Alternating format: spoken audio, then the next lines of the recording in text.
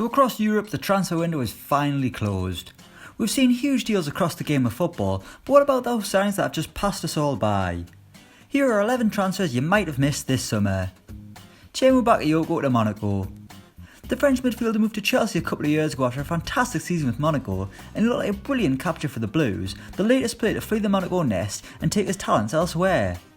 Sadly, it never happened for Bakayoko. His time in the Premier League was better known for a red card and some woeful performances. Then last season he went on loan to AC Milan, where he somewhat salvaged his reputation. But even with the transfer ban, Frank Lampard has sent the midfielder out on loan, returning to Monaco with his tail in between his legs. Jonjoe Kenny to Schalke.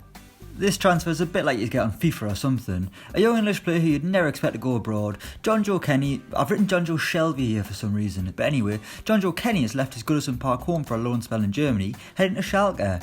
It's the trendy thing to do if you're young and English nowadays, and the Germans must be loving Kenny's Scouse accent. Will he have a Sancho-like impact in the Bundesliga? Sorry, but I don't think so. When his loan deal ends, he'll return to Everton as the same limited right back he was when he left. Sergio Rico to PSG. Last year he was relegated with Fulham, now he's at PSG. How on earth does that work? The Spaniard was on loan at Craven Cottage and really struggled in London, making 29 appearances as they finished rock bottom of the Premier League. Rico never looked comfortable in goal, so why on earth have PSG decided to take him on loan from Sevilla this summer? You assume he'll just be backup stopper in Paris, as you can just picture the look on the faces of Neymar and Mbappe when he drops the ball in his own net after about 5 minutes. Good luck, Sergio.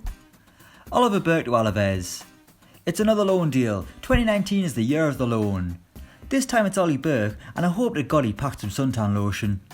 Last season he was on loan at Celtic but didn't really set the world alight, and back at West Brom they decided not to give him a chance in the Championship, instead setting him on loan to Alaves where he gets to play alongside Spanish superstar Joselu. The lucky devil. Will this be the season where Burke shows why he's had £28 million spent on him already? Probably not. Radamel Falcao to Galatasaray. A former deadline day arrival at Manchester United, Radamel Falcao has been on the move again, this time to Turkey. He's joined Galatasaray from Monaco and he was met by thousands of fans on arrival. Falcao has scored goals everywhere he's been, except for the Premier League, so expect him to bang in boatloads of goals in red and yellow, despite his ageing legs. Mohamed Elneny at Besiktas. Another transfer to Turkey, this time from Arsenal.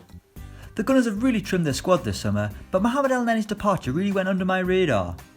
The Egyptian midfielder has moved to Besiktas on loan, having fallen down the pecking order since Unai Emery became Arsenal boss. He was okay but never exceptional, and Arsenal will only feel his absence if they suffer an injury crisis in midfield. It's not as if they'll miss the hair now they've got David Luiz and Matteo Guendouzi. Bojan Krkić to Montreal Impact. To think, Bojan was once talked about in the same breath as Lionel Messi, but this Barcelona Academy graduate has fell off a cliff in recent years for one reason or another. His Stoke career had moments of excellence, but the last few have been an absolute disaster. Now he isn't even considered good enough to do a job in the Championship.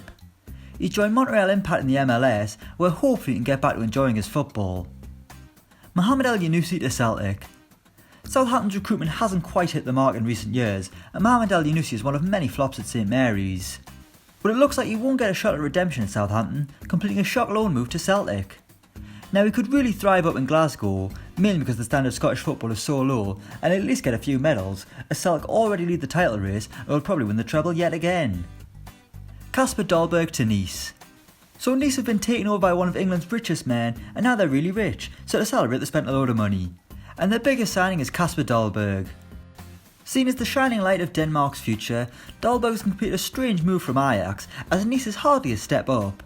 Unless of course he's now had his wages doubled, but what matters more though, money or Champions League football? Asmir Begović to Karabag. What a fall from grace it's been for Asmir Begović, I'm not sure what happened. He used to be one of the Premier League's best, and he seemed to be an inspired signing by Bournemouth, but just hasn't worked out for him.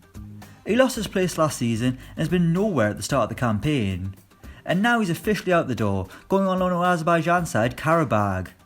The big issue now is, how on earth is he going to get to Azerbaijan? It's a nightmare. And finally, Matteo Darmian to Parma. Rejoice Manchester United fans, the nightmare is finally over. Darmian moved to Manchester in 2015 for £12.7 million, and 4 years on, it's finally over. Darmian was never a hit at Old Trafford, playing fewer and fewer games each passing season. And finally, after all the speculation, he's gone back to Serie A to play for Parma, where he'll get the honour of playing with former Arsenal legend Gervinho. Just imagine those two linking up down Parma's right flank. Juventus better watch out. So that's 11 transfers you might have missed this summer. Let us know what you think in the comments below. Thanks for watching and don't forget to like, share and subscribe.